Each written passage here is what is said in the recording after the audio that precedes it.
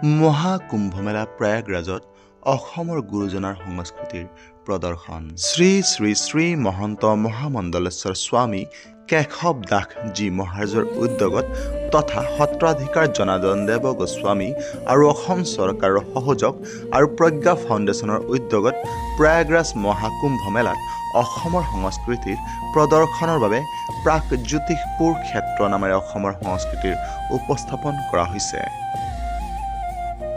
নমস্কাৰ, news time 3 সমূহ দৰ্শকসকলক স্বাগতম জনাইছোঁ। আমি এতিয়া উপস্থিত আছোঁ প্ৰয়াগৰাজত প্ৰাগজ্যোতিষপুৰ ক্ষেত্ৰত। প্ৰজ্ঞা ফাউণ্ডেশ্যন আৰু শ্ৰী শ্ৰী মহামণ্ডলেশ্বৰ কেশৱ দাসজী মহাৰাজ আৰু অসম চৰকাৰৰ উদ্যোগত প্ৰয়াগৰাজত আমাৰ সত্ৰীয়া ধৰ্ম প্ৰচাৰৰ বাবে এনেধৰণে বিভিন্ন ধৰণৰ নামঘৰৰ পৰা আদি কৰি কামাখ্যা মন্দিৰলৈকে প্ৰদৰ্শন কৰা হৈছে। আহক আমি আপোনালোকক এই প্ৰদৰ্শনৰ সমস্ত বস্তুসমূহ দেখুৱাবলৈ চেষ্টা কৰোঁ। প্ৰাগজ্যোতিষপুৰ ক্ষেত্ৰত নিৰ্মাণ কৰা হৈছে অসমীয়া সংস্কৃতিৰ স্তম্ভস্বৰূপ নামঘৰ আৰু তাত ব্যৱস্থা কৰা হৈছে অখণ্ড ভাগৱত পাঠৰ। অসমৰ গৌৰৱ মা কামাখ্যাৰ মন্দিৰৰ আৰ্হি এটিও নিৰ্মাণ কৰি থকা হৈছে এই প্ৰাগজ্যোতিষপুৰ ক্ষেত্ৰত। লগতে অসমৰ মহাপুৰুষ শ্ৰীমন্ত শংকৰদেৱ লক্ষ্মীনাথ বেজবৰুৱাকে ধৰি অসমীয়া সংস্কৃতিৰ বহুতো গণ্যমান্য ব্যক্তিৰ জীৱনীসমূহ উপস্থাপন কৰিবলৈ প্ৰয়াস কৰা হৈছে এই প্ৰাগজ্যোতিষপুৰ ক্ষেত্ৰত।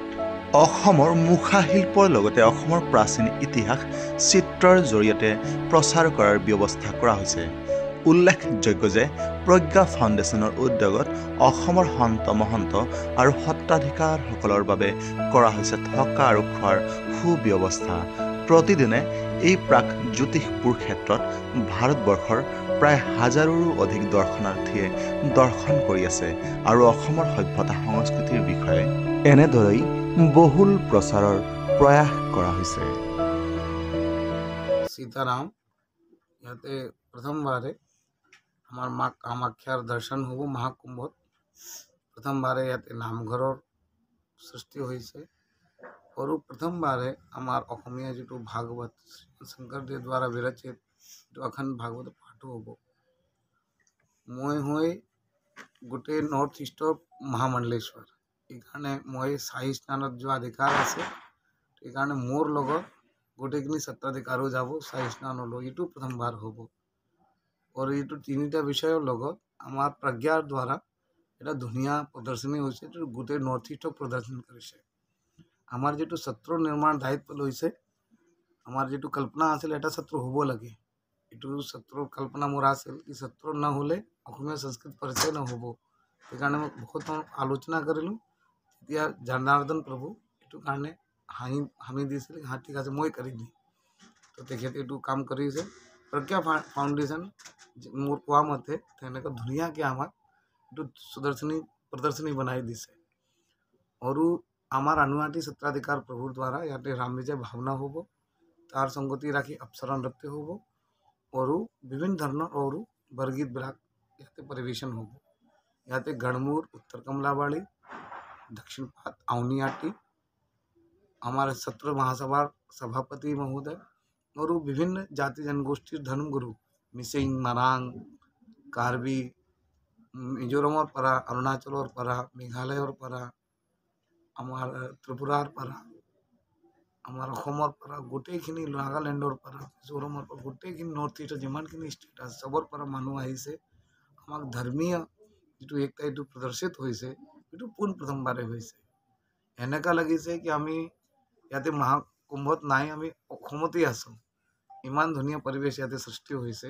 চবেই বহুত মিল প্ৰীতি কৰি গোটেইখিনি সঞ্চালিত হৈ আছে আৰু আমাৰ ভক্তপ্ৰাণ ৰাইজৰ পৰা আমি গোটেইখিনি সহায় পাইছোঁ। এইটো কিন্তু এতিয়ালৈকে চৰকাৰী সহায় তেনেকুৱা নহয়, এইটো বহুত ডাঙৰ বস্তু কি গোটেইখিনি যিটো সহায় পাইছোঁ আমি ইয়াতে যোগী আদিত্যনাথৰ যিটো ইয়াতে বিজেপি চৰকাৰ এইটো গোটেইখিনি আমাক সহায় দিছে, বহুত সহায় দিয়ে। গোটেইখিনি ক'ব নালাগে কিন্তু বহুতখিনি সহায় দিছে। ইয়াৰে মানুহবিলাক আমাক এনে আঁকোৱালি লৈছে যেনেকৈ আমাৰ পুৰণা জন্মৰ সম্বন্ধ তেনেকৈ আঁকোৱালি লৈছে। এইটো চাই একদম মই আমাৰ অন্তৰৰ পৰা বেলেগ ধৰণৰ ভাৱ আহিব।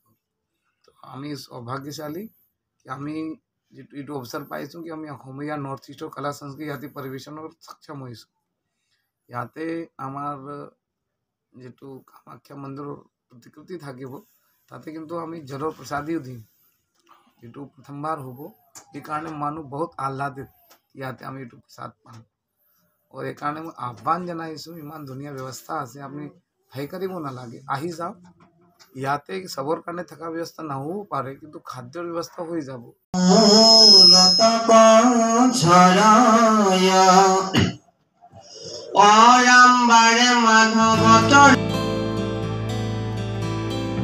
প্ৰয়াগৰাজৰ পৰা নিশান্ত বৰ্মনৰ ৰিপৰ্ট নিউজ টাইম 3